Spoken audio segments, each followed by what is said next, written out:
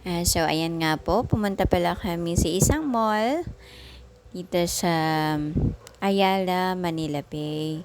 So, nagkasundo kasi yung mga kaibigan ng anak ko na lalabas naman sila kasama din yung mga parents nila.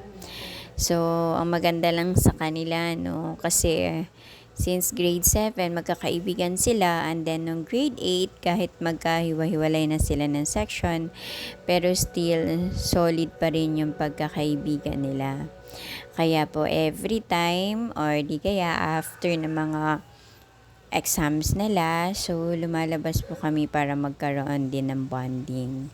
Ayan, so 5 po sila magkakaibigan.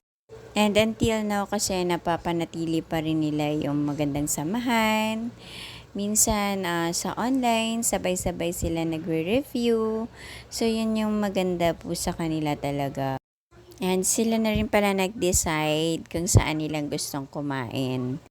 And ito nga yung unlimited sangyup, no? So, parang ang tagal ko na rin dito hindi nakakain. Tsaka, syempre, ang priority naman namin talagang mga magulang is yung mga bata.